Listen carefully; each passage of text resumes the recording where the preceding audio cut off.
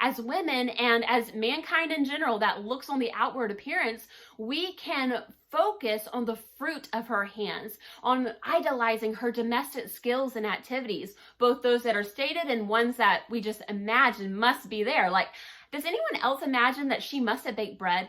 To me, that is like the epitome of domestic skills. That is my favorite thing to do in the home, is bake bread. I can't believe it's not mentioned there.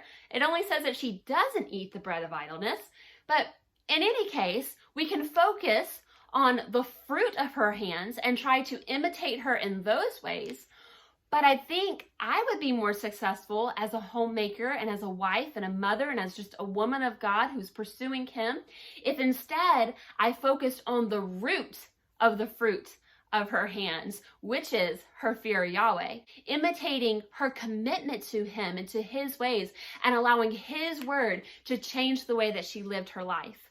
And when I do that, when I fear Yahweh, it's not about her fruit anymore. It's about what Yahweh is producing in me and in my home and in my family, my own fruit. We are all so different. We all have different lives and situations and husbands with different temperaments and different seasons of life that we're in. Some of us have children. Some of us don't have children.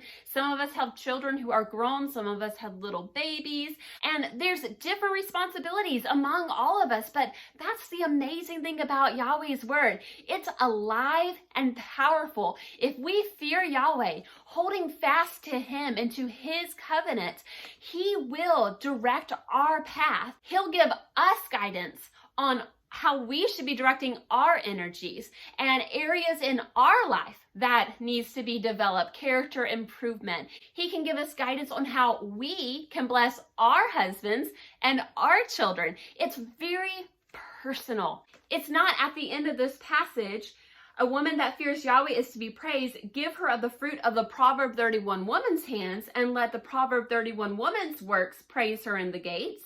It says, a woman that fears Yahweh is to be praised. Give her of the fruit of her hands, and let her own works praise her in the gates. So ladies, get into the Word of God before there are any problems. But even when you need guidance on a situation or an issue, let your first reaction be to go in prayer and ask Yahweh for wisdom and seek his wisdom and seek his understanding through his word. And James chapter 1 verse 3, or Jacob chapter 1 verse 3 says that he will give wisdom to those who ask. He will do it. And when he does give you wisdom, don't be like the nations we read about that recognize his word as wisdom and understanding. Instead, fear Yahweh and act on the wisdom and understanding that he's giving you. Apply it to your life. So if I don't bring my food from afar, am I still a Proverbs 31 woman?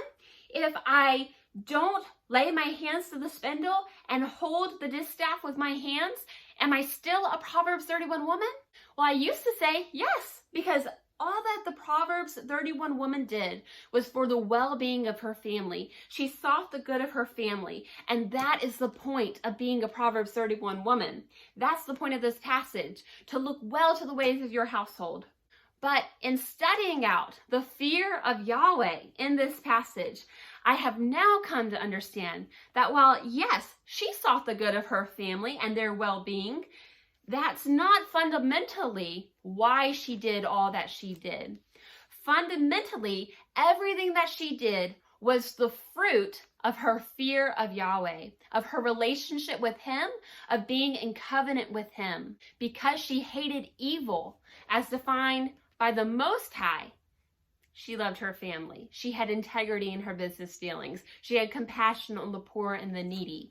And that is the point of the Proverbs 31 woman. That is the type of woman that a mother was counseling her son to seek after and to find, and that we as women should be aspiring to be. Because we fear Yahweh, there is a practical difference in the way that we treat our families, and the way that we manage our homes, and the way that we go about our business dealings. If we fear Yahweh, really fear him as defined by the scriptures, then we are Proverbs 31 women. We are godly women who are submitting our ways for his ways, who is seeking his wisdom through his word for our everyday living and character development. His word is impacting the way we live our life.